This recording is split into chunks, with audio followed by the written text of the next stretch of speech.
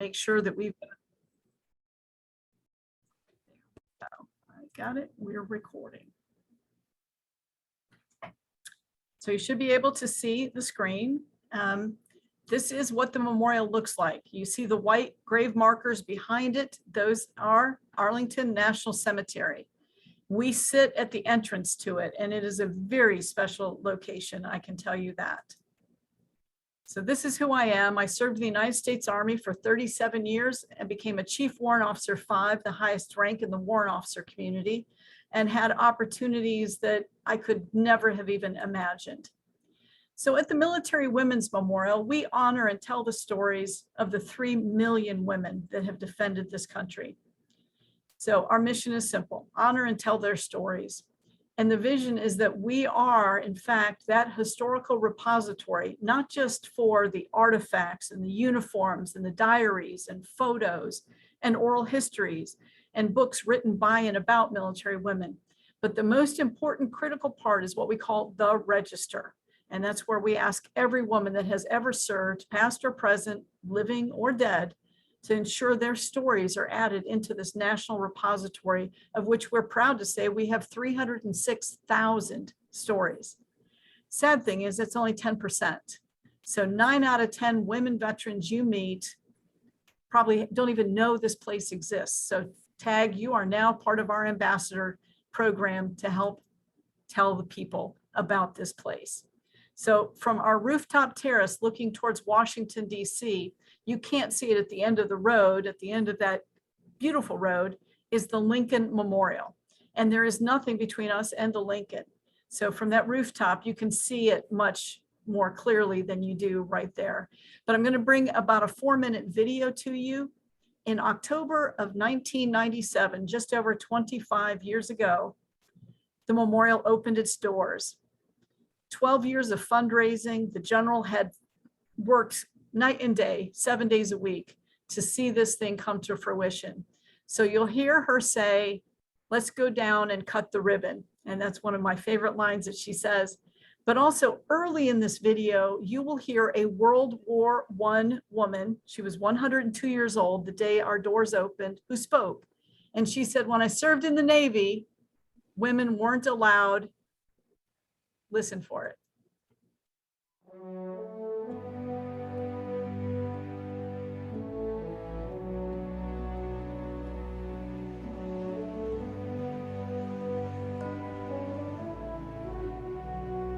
We got off at the metro site, and oh my God, I looked to my left down toward the memorial, and it was just a sea of people.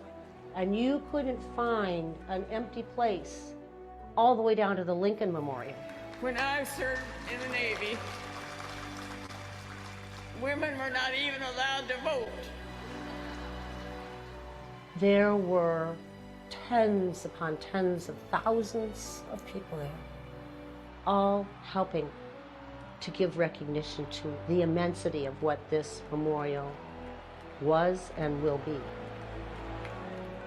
We are here today at Arlington Cemetery before this beautiful memorial on sacred ground to honor and pay tribute to the generations of American women who have served and are serving in our nation's armed forces.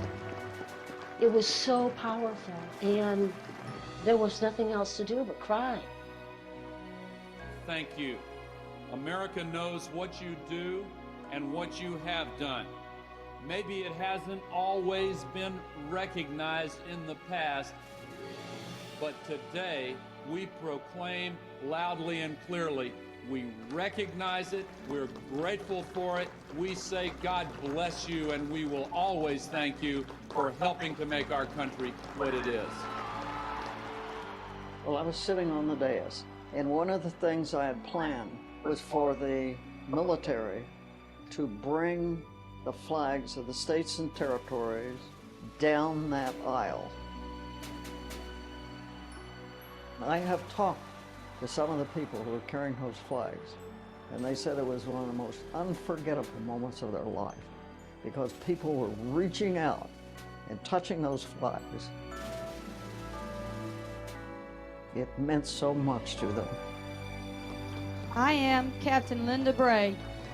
I stand for the women who served in Grenada, Panama, and the Gulf War.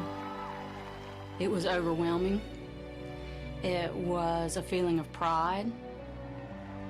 It was a feeling of camaraderie to see so many women in one place. And to have them still wearing their hats or maybe their ribbons on their suit. Because one of the things I'd encourage them to do was, if you can't wear your uniform, wear whatever part of it fits. So some of them had on their hat. That's all they had. But they came. Shortly, the doors of your memorial will be open. Let's go down and cut the ribbon. There are so many memories of the dedication. And one of them is a quotation from an Army nurse that served in World War II. And to me, it epitomizes what this memorial is about. When she wrote, "Let the generations know that women in uniform also guaranteed our freedom, that our resolve was just as great as the brave men who stood among us. And with victory, our tears fell just as hard." And that's the mission of the memorial, to let the generations know that women in uniform also guaranteed their freedom.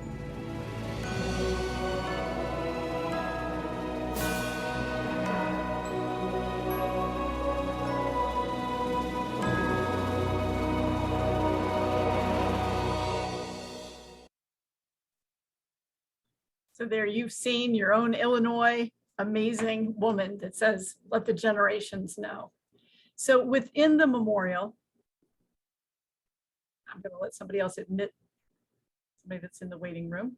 Within the memorial, that front curved wall that you see in the picture here, that was built in the 1930s, the height of the Great Depression, and it was a retaining wall. But when General Vaught and others were searching for the right location for the Military Women's Memorial in the 1980s, that retaining wall was overgrown, covered with ivy. The mortar between the big granite slabs was falling out, and it was left unloved. But as she stood on the top of the hill, what is now our rooftop terrace, and she looked around, she decided this was it. And she said, "It's just been waiting for us." So there was a national design competition that came out after it was authorized in 1986, built with the private donations. That national design competition was won by over 100 organizations, submitted the design drawings of what they wanted or envisioned the future. Well, this is obviously the winner, and we are so proud of where it sits at the entrance to Arlington National Cemetery. So we do manage the inside of it, which I'll show you next soon. So who do we impact? Who do we tell this story to? And we really don't need to tell it to just women that are serving or women that are veterans. Right now, there's over 350,000 women in the active services, in the Guard and the Reserve. And each of these women is an influencer. Even when they're still in uniform, they're quite often doing community service and the work. And certainly those of us that have hung up our uniform continue to find ways. That sense of service, sense of duty, and that sense of community, I think, stays. So that outreach that all of these women do reaches millions and millions of Americans. Inside of the memorial, this is a picture of what our gallery looks like. This is part of the World War II exhibit space. So we love being able to walk through here. It starts with the Revolutionary War, when women disguised themselves as men. If they were shot, and some were, they dug the musket balls out themselves because they knew if they went to a physician for care, they would be found out. All the way to today, where now every career field, everything is wide open. If you're qualified and you meet the standards, you're in. We have three core pillars to what we do. The first is to honor these women, what they have done, especially in past eras when they certainly weren't nearly as welcome as they are today. So that education center behind that curved wall that's nearly 100 years old now, We love to be able to share these incredible stories of women past and present. We also, to educate, we have employed standards of learning that run from kindergarten all the way through college to ensure that any age group whatsoever that visits us can learn at their level. So between that registry, like I said, 306,000 stories that we digitally archive each military woman's information, the oral history department, which our oral history department, I'm very proud to tell you, was the genesis of the Library of Congress's Veteran History Project. They used our template, and we've been a plank holder with them since the days they opened. But we continue to go through with all of the programs. We have exhibits that travel across the country, and then we support researchers that come from all around the globe to find out more information about women and their service in the military. And then lastly is for us to remember our fallen. As a matter of fact, this coming weekend, we have Jessica Lynch, a former prisoner of war, coming, and she will talk about her best friend, Lori Piestewa, who that first week, 20 years ago, of the Operation Iraqi Freedom, their vehicle was ambushed. Lori sadly died. Jessica was a prisoner of war and rescued about 9 days after she was taken POW. So this is how we remember, to honor, and tell their stories. And we do it through, again, all of those same platforms, exhibits, which we have a lot of our artifacts on display in the Chicago area down at Catigny, at First Division, the Museum for First Division. We have some women's uniforms on display there. Smithsonian's, the Reagan Library, World War II Museum down in New Orleans. We have so much of it, we can't possibly display it all, so we're happy to share it out. Why it's important for women to put their stories into our national database, our register, and why do I have Twinkies on the screen? Well, I'll tell you. This is a picture of nurses from Vietnam. And one of these nurses, her sister would send her boxes of Twinkies in the care packages. This was her favorite treat. And at one time, a rough week, too many gravely ill soldiers that were coming through her surgery clinic. She heard she had a care package. So she went out to get the box. She rips it open, knowing Twinkies have to be in that box. But when she opens the box of Twinkies, they are crawling with black ants. Well, her roommate says, wait a minute, we have a freezer. Throw them in there, it'll kill the ants. You flick them off. And in true Army fashion, the next line of this woman's story in the database says, they were the best damn Twinkies of my life. Well, I fell in love with Flo as a result of that. When we read it, we got such a chuckle. We went down the street and bought 2 boxes of Twinkies, printed out her story, and mailed them to her. And she called us a few days later, having received them, thought we were hysterical. And I said, no, you made our day. This is exactly the kind of stories that resonate, because anybody that's been to basic training, way to college, to camp, or to a combat zone, when you get that care package, most times it does not arrive in the fashion in which it was shipped, that's for sure. So the memorial just turned 25 years old last October. We had a big party. We awarded Gary Sinise our Patriot Leadership Award for all of the great work he does in the military veteran space. So that was a big night for us, certainly. But what's the future hold? What's the next 25 years? So after General Vaught retired, they had an interim president. She didn't really want to be, but they had nobody else. So she held down the fort. And then for 3.5+ years now, I've been the president. So we are now envisioning what's that next 25 years. Well, one of the exhibits that we have on display is called The Color of Freedom, where we honor the entire diversity of America's servicewomen, from Harriet Tubman of the Civil War to women of the Revolutionary War to our young women nowadays that one of them may be the first woman to land on the moon.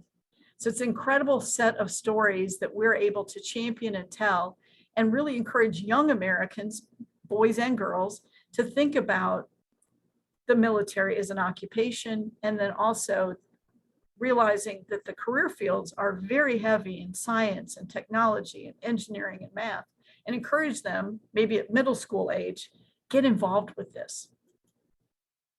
So how you can help us is certainly there are 6 primary categories for people that can put their stories into our database. And it's not just those that wore the military uniform, because this year is the 75th anniversary of the Women's Armed Service Integration Act, which Harry Truman signed as president, which gave us permanent place in the military. Before that, we were only there for wartime and then sent home. But so we encourage all women of all branches of service, also the U.S. Public Health Service, NOAA, and the Merchant Marines. And then we have this huge group called the We Also Served. American Red Cross, the USO, you name it, across the board. We've got this list, it's on our website. You can find it to confirm. The Women Air Force Service Pilots of World War II, the Civil Air Patrol, on down the line. And then even foreign military women, foreign countries of World War II that served with US forces, they go in. And lastly, and we're working hard on Capitol Hill, is the Cadet Nurse Corps of World War II. It was the greatest shortage of nurses because they were shipped overseas for the war. 80% of the nursing positions in continental United States were empty until the Cadet Nurse Corps was founded. And these women signed contracts that they would serve, they would train to become a nurse and serve for the duration of World War II, no end date. However long it lasted, they were in. So those are the categories that are qualified. And yeah, just double check, and any of you, men or women, can create an account and you can search to see if a servicewoman is registered. And if not, tag you're it. You can help, you can register servicewomen yourself. So this is General Vaught's story. And to me, it's like a big baseball card. It's got their stats, a photo, the years in which they served, their memorable experiences, what their awards are. She served in Saigon, Vietnam. So there she was, and then overseas, she was also in Spain. So it's just a snapshot, but there's much more information in the research part of the database that's for researchers and staff only. This is what anybody, when you come to the memorial, we have computer screens, you can look it up, and then you can cast this story onto a very large television screen, which will be larger even as we complete our renovations. So again, how you can help us is right now, every woman that is serving or has served should be putting their story into our database. Not all will. We have some proud fathers of women that are serving, and it's the dad that's actually registering their daughter, or a young person, man or woman, that registers their grandmother or their great grandmother that served in World War II. And they go in and they look to see she's not registered. And ideally, we love getting the photos, but as much information as anybody can get in there, just so that we can try to get closer to that 3 million number. But we do just simply have a goal of 23,000 new stories this year in 2023. So 23K and 23. At that, I'm going to stop sharing so I can see your faces again. There we go. And just quickly let you know, we are a 501c3 foundation responsible for all the fundraising to operate and maintain this $5 million a year operation. And it's difficult because as being a soldier for 37 years, you never asked people for money ever. And now that feels like that's pretty much what I have to do to pay tribute to the women. And in the state of Illinois, you have approximately roughly 50,000 women veterans. And you have less than 5,000 of that 50,000 registered in our database. So that's the norm, about 10% are registered, but tag you're it. So my goal is to have every state add at least 500 new stories this year. So what can you do? Can you bring me 10? Can you bring me 20? What can you do? How many women do you know that have served or are serving that should be added into our database so that their story lives into perpetuity? And I tell you, when you visit the memorial and you see somebody you know's story up on the big screen at a national memorial in Washington, D.C., I've seen parents cry. I've seen grandkids see a grandma that they never saw as a young woman. And I'm telling you, World War II photos, every one of them looks like they could have been in Hollywood. The photos are stunning. They are gorgeous. And these young kids see this 98-year-old granny that they know as this beautiful, vivacious 20-something, with her cap. They all wear them at a slight tilt in World War II, and they just look so amazing. And it totally changes how this young person now sees their grandmother or their great-grandmother. So we need help getting these stories in. People like Julia Child are in our database. She served with the OSS, and the women that went over as entertainers in combat zones with the USO, with Bob Hope, people like Marilyn Monroe, Connie Stevens, Loretta Swit, they're all in our database because they helped to serve our country. So without further ado, I'm going to hush and let you guys ask any questions. Thank you so much, Phyllis. So one, I just want to give a round of applause to Phyllis. Thank you so much. Whether you decide to clap in your sign language manner or if you want to use one of the icons, thank you so much, Phyllis. Incredible to learn the history. Incredible to see what we have in store for us in the future in terms of all of us being ambassadors to start getting those stories over to you. So I'm definitely accepting that challenge. I know I could see Donna's eyes getting really large at that challenge. So know that you have many of us that are here online right now or in person that will be definitely taking that charge forward and taking it very seriously and getting those stories to you or getting people to you to get those stories. Yeah, We have individuals that are currently on the call today that also play leadership roles in their respective entities. And I'm quite certain that knowing them the way I do, they will definitely accept your challenge with great pride and honor. And I see Marie giving us the thumbs up. So with that being said, I'm going to pause the recording right now. But what I am going to